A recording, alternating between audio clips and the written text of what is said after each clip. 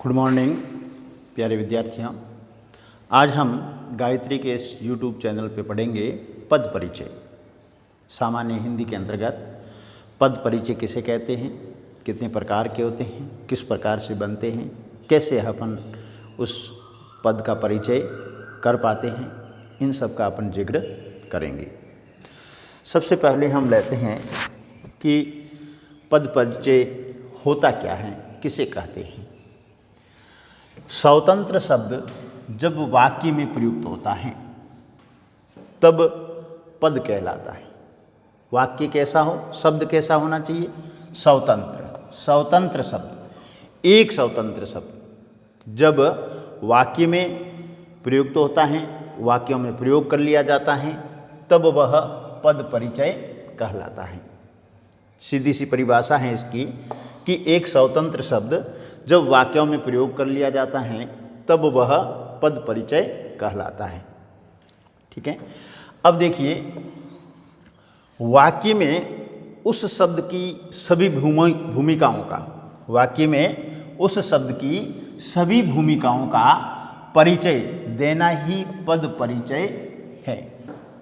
ठीक है, दोनों चीज़ें हो गई, पद किसे कहते हैं और दूसरा ये हो गया कि पद परिचय क्या है। कि जहाँ आपने स्वतंत्र शब्द को वाक्यों में प्रयोग करके हमने उसको पद कहा है, अब उस पद का वाक्यों में उस शब्द की सभी भूमिकाएं, क्या क्या उसकी भूमिकाएं रही हैं, उसका परिचय देना ही या परिचय कराना ही पद परिचय कहलाता है। ये दूसरी बात हो गई। अब देखिए, यहाँ हम परिभाषा के रूप में क्या कहा है, यहाँ पर पद वाक्य में प्रयुक्त प्रत्येक सार्थक शब्द को कहते हैं। किसको कहेंगे, पद वाक्य में प्रयुक्त प्रत्येक सार्थक शब्द को हम पद कहते हैं। वाक्यों में अपन प्रयोग करते हैं शब्द को, वह शब्द सार्थक होना चाहिए। प्रत्येक सार्थक शब्द को अपन क्या कहते हैं, पद कहते हैं। अब देखिए, पद परिचय क्या है उसका थोड़ा सा जिक्र कर लेते हैं। क्या लिखा है, वाक्य में प्रयुक्त शब्द के भेद क्या हैं, वाक्य में प्रयुक्त शब्द के भेद, उपभेद, लिंग, वचन, कारक आदि के परिचय के साथ ही वाक्य में प्रयुक्त अन्य पदों के साथ उसके संबंध का उल्लेख किया जाता है। यह है पद परिचय। यानी वाक्य में प्रयुक्त जो शब्द हुआ है उसके भेद क्या हैं, उपभेद क्या हैं, कौन से लिंग का है, वचन कौन सा है, कारक कौन सा है, इसके साथ में ही वाक्य में प्रयुक्त अन्य पदों के साथ उसके संबंध कैसे हैं, संबंधों का उल्लेख किया जाता है। उसी को अपन क्या कहते हैं, पद परिचय कहते हैं। देखिए, यह पद परिचय के प्रकार देखते हैं अपन।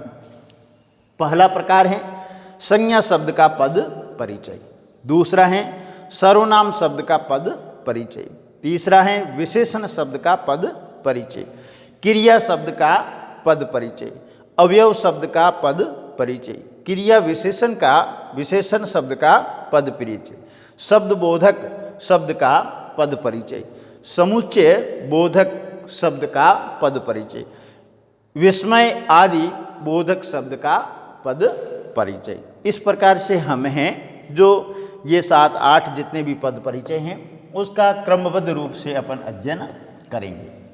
ठीक है। अब देखिए, यहाँ पर जो पहला है संज्ञा शब्द का पद परिचय अपन लेते हैं। तो संज्ञा शब्द का पद परिचय, पहले उसका परिचय कर लेते हैं। संज्ञा शब्द का क्या परिचय है, यहाँ संज्ञा शब्द के पद परिचय के लिए संज्ञा का भेद, सबसे पहले तो अपन क्या ढूंढेंगे कि यह कौन सी संज्ञा है, तो संज्ञा का भेद ढूंढेंगे। फिर उसमें लिंग कौन सा है, वचन कौन सा है, कारक कौन सा है, तथा उस शब्द की क्रिया से उसका संबंध व्यक्त करता है या नहीं, इसका अपन परिचय करेंगे। ठीक है। यानी संज्ञा शब्द का परिचय में संज्ञा के भेद का परिचय, संज्ञा फिर इसके लिंग का, वचन का, कारक का तथा शब्द के क्रिया से संबंध को व्यक्त करता है। तो इस प्रकार से यह संज्ञा शब्द का परिचय हो जाएगा। देखते हैं अपन, एक यहाँ शब्द वाक्य लिया अपन ने, क्या है? राजेश ने रमेश को पुस्तक दी। क्या वाक्य है? राजेश ने रमेश को पुस्तक दी। अब देखिए यहाँ 1, 2 और 3 चीज़ों का परिचय कराना है। 3 चीज़ें हैं संज्ञा, राजेश हैं, रमेश हैं और पुस्तक संज्ञा हैं। तो इन तीनों का ही अपन परिचय करेंगे। देखिए राजेश संज्ञा है, ठीक है, पहली बात तो राजेश क्या है? संज्ञा है। फिर कौन सी संज्ञा है? व्यक्तिवाचक संज्ञा है। व्यक्तिवाचक में स्त्रीलिंग है, पुल्लिंग है, तो यहाँ पर पुल्लिंग है। फिर एक वचन है, द्विवचन है, तो वहाँ पर राजेश जो है एक वचन है। अब देखिए क्या आ गया है? ये ने और ये दी, 2 शब्द आए। ने के साथ कर्ता कारक का संबंध है, ठीक है, और दी जो है क्रिया का कर्ता है।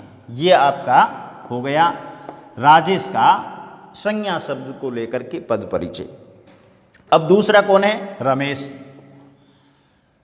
रमेश संज्ञा, व्यक्तिवाचक संज्ञा, पुल्लिंग है, एक वचन है, फिर दी क्रिया का कर्म और को के साथ कर्म कारक का संबंध है। यह इसका रमेश का पद परिचय हो गया।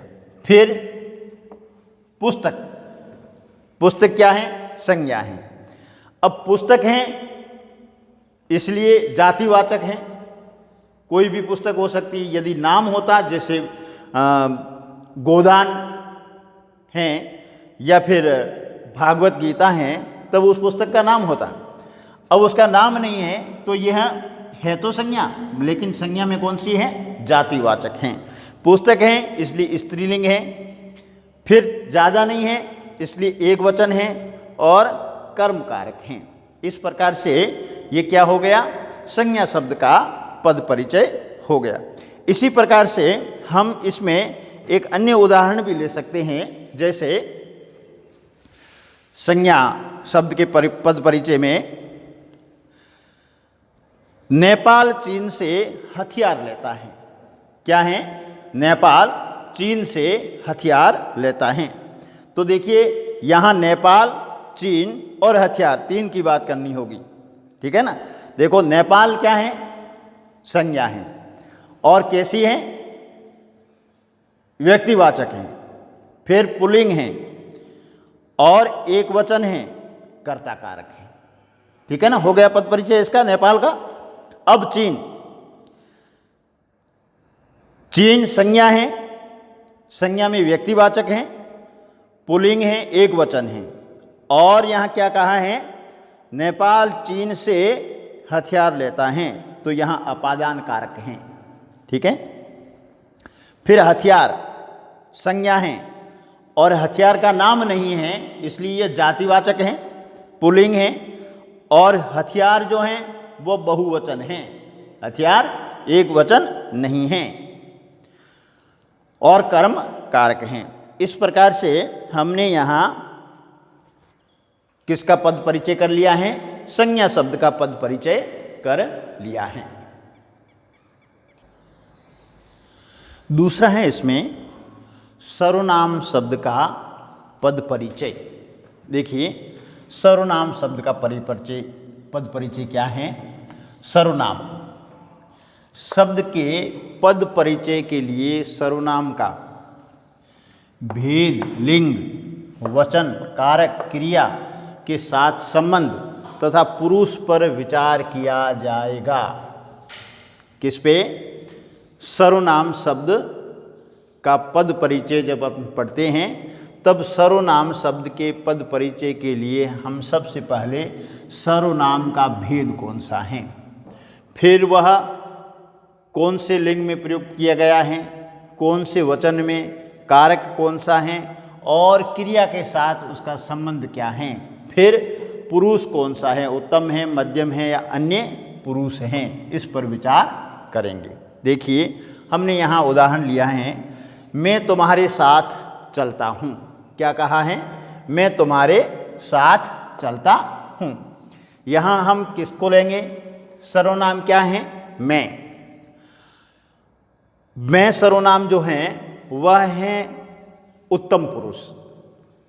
फिर सर्वनाम आ गया है, उत्तम पुरुष है, सर्वनाम है और फिर सर्वनाम में पुरुषवाचक संज्ञा है, ये पुल्लिंग है, एक वचन है, चलता हूँ क्रिया का कर्ता कारक है। ठीक है ना, अपन यहाँ कहा था क्रिया के साथ उसका संबंध, तो चलता हूँ क्रिया का कर्ता कारक है, कोई दिक्कत नहीं। फिर दूसरा उदाहरण लिया है हमने कि यह वही कार हैं। क्या है? यह वही कार हैं, तो इसमें यह जो है सर्वनाम है। फिर कैसा है? निश्चयात्मक सर्वनाम है। कौन सा है? निश्चयात्मक। देखिए इसमें अपने को सर्वनाम की ज्ञान होना चाहिए कि सर्वनाम कितने प्रकार के होते हैं, उनके नाम क्या हैं। अब निश्चयात्मक हैं, फिर यह जो है अन्य पुरुष में बात कही गई है। किसमें है? अन्य पुरुष में। और यहाँ कार का जिक्र है तो वह स्त्रीलिंग है। ठीक है, और बहुत सी कारें हैं नहीं, इसलिए एक वचन है। तो ये हो गया हमारा सर्वनाम शब्द का पद परिचय।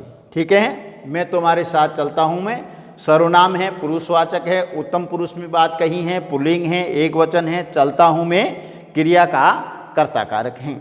फिर वही मैंने दूसरा उदाहरण लिया है, यह वही कार है जिसमें यह जो है सर्वनाम है, निश्चयात्मक है, अन्य पुरुष में स्त्रीलिंग और एक वचन में बात कही गई है। फिर तीसरा इसका रूप आता है विशेषण शब्द का पद परिचय। विशेषण शब्द के पद परिचय हेतु हमें विशेषण के प्रकार, विशेषण कितने प्रकार का होता है, ठीक है। फिर अवस्था, कौन सी अवस्था है, मूल अवस्था है या अन्य, फिर उसका लिंग, फिर वचन, फिर विशेष्य के साथ उसके संबंध, यानी विशेष्य के साथ में उसका क्या संबंध है आदि का हम यहाँ परिचय करेंगे। ठीक है, एक तो विशेषण का प्रकार कौन सा है, अवस्था कौन सी है, लिंग कौन सा है, वचन कौन सा और विशेष्य के साथ उसके संबंध क्या हैं, इन चीज़ों का अपन यहाँ जिक्र करेंगे। देखिए वाक्य क्या है, हमारे वीर सैनिकों ने सब दुश्मनों का नाश कर दिया। क्या है, हमारे वीर सैनिकों ने सब दुश्मनों का नाश कर दिया। इसमें विशेषण क्या है, वीर हैं। और वीर जो हैं किस प्रकार का विशेषण है, गुणवाचक हैं। और ये अवस्था कौन सी है, मूल अवस्था है। लिंग इसमें कौन सा है, पुल्लिंग है। और बहुवचन में प्रयुक्त किया गया है। सैनिकों विशेष्य का गुण व्यक्त करता है। सैनिकों शब्द जो है वह विशेष्य का गुण है, वो बता रहा है। फिर इसमें दूसरा है सब। सब जो है विशेषण हैं और कौन सा है, संख्यावाचक हैं, मूल अवस्था है, पुल्लिंग हैं और सब है बहुवचन है। दुश्मनों ये विशेष्य की संख्या का बोध कराता है। ये हमारा हो गया क्या, विशेषण संबंधी पद परिचय, जिसमें हमने उदाहरण करके इसका पद परिचय किया है। अब देखिए इसके बाद में एक विशेषण का पद परिचय संबंधी एक और उदाहरण अपन देख लेते हैं। क्या है कि सपेरा बहुत चतुर हैं। क्या है इसका वाक्य, सपेरा जो है बहुत चतुर हैं। तो यहाँ कहा है यह सपेरा बहुत चतुर हैं, तो यह जो है वह विशेषण है और यह विशेषण सार्वनामिक विशेषण है और पुल्लिंग है, एक वचन है। सपेरा संज्ञा की विशेषता है। क्या है? सपेरा संज्ञा की विशेषता बताता है। चतुर जो है विशेषण है, और चतुर कौन सा विशेषण है? गुणवाचक है, पुल्लिंग है, और एक वचन में बात कही है। और सपेरा विशेष्य का विशेषण कहलाता है। ये हमने अभी 3 भेद इसके कर लिए हैं। क्रिया शब्द का पद परिचय। किसका? क्रिया शब्द का। क्रिया शब्द के पद परिचय में एक तो क्रिया का प्रकार, फिर लिंग, फिर वचन, फिर वाच्य, काल तथा वाक्य में प्रयुक्त अन्य शब्दों के साथ उसका क्या संबंध है, इसकी बात करेंगे। यहाँ मैंने एक उदाहरण लिया है, राम ने रावण को मारा। क्या उदाहरण है? राम ने रावण को मारा। यहाँ देखिए, मारा क्या है? क्रिया है और सकर्मक क्रिया है, पुल्लिंग है, एक वचन क्रिया है, और कृतवाच्य हैं और भूतकाल की बात कही गई है। फिर मारा जो है क्रिया का कर्ता राम है, और कर्म कौन है? रावण है। ये इसका क्रिया शब्द का पद परिचय हो गया। क्या लिया था? राम ने रावण को मारा। तो यहाँ पर राम है, वह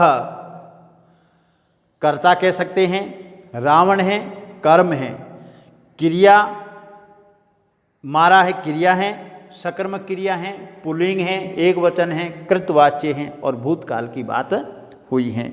यह था अपना उदाहरण। कौन सा? क्रिया का पद परिचय। जैसे मैं कहूँ सवेरे मैं उठा, दूसरा इसका उदाहरण ले सकते हैं, सवेरे मैं उठा। तो यहाँ पर उठा है वह क्रिया हैं, और उठा है कैसी हैं? अकर्मक क्रिया हैं, पुल्लिंग हैं, एक वचन हैं, कृतवाच्य हैं, भूतकाल की बात है। उठा क्रिया का कर्ता मैं, यानी यहाँ क्रिया का कर्ता कौन है? मैं। सवेरे मैं उठा, यहाँ मैं जो है वह क्रिया का कर्ता है। दूसरा आता है इसमें अवयव शब्द का पद परिचय। अवयव शब्द का पद परिचय किसे कहेंगे? अवयव शब्द चूंकि लिंग, वचन, कारक आदि से प्रभावित नहीं होता है। अवयव जो है वह लिंग से, वचन से, कारक से कोई फर्क नहीं पड़ता है, किसी प्रकार से वो प्रभावित नहीं होता है। अतः इसके पद परिचय में केवल अवयव शब्दों के प्रकार, उसकी विशेषता या उसका संबंध ही बताया जाता है। क्या बताया जाएगा? एक तो अवयव शब्द के प्रकार, फिर उसकी विशेषता या संबंध बताया जाएगा। सबसे पहले हमने लिया है क्रिया विशेषण का पद परिचय, जिसमें क्रिया का भेद और क्रिया की जानकारी देंगे। जैसे उदाहरण लिया है, श्याम वहाँ गिरा था। क्या उदाहरण है? श्याम वहाँ गिरा था। वहाँ क्रिया विशेषण है। फिर स्थानवाचक क्रिया है। गिरा था क्रिया का स्थान निर्देशित करता है। तो ये हो गया क्या? क्रिया विशेषण। दूसरा इसका रूप है समुच्चय बोधक। सीता और गीता बहनें हैं। अब समुच्चय बोधक में और शब्द जो हैं ये समानाधिकरण हैं, और समुच्चय बोधक में संयोजक अवयव हैं। ठीक है, ये योजक हैं, अवयव का कार्य कर रहा है। फिर इसके बाद में संबंध बोधक। ट्रेन समय से पहले आ गई। क्या है? ट्रेन समय से पहले आ गई। तो यहाँ पर से पहले कालवाचक, फिर संबंध बोधक हैं। अवयव क्या है? ट्रेन, संज्ञा के समय की विशेषता बताता है। फिर है विस्मय आदि बोधक। वाह कितना सुंदर है। तो यहाँ पर वाह जो है हर्ष सूचक, विस्मय आदि बोधक अवयव हैं। तो आज हमने पढ़ा है पद परिचय। पद परिचय कितने प्रकार के होते हैं, क्या उसके रूप हैं और किस प्रकार से हम इनकी पहचान करते हैं, इन समस्त जानकारियों को हमने यहाँ पर शेयर किया है। कल हम एक और टॉपिक लेंगे। इस बीच में आप हमारा YouTube चैनल देखिए, कमेंट कीजिए, शेयर कीजिए और लाइक करना ना भूलें। धन्यवाद।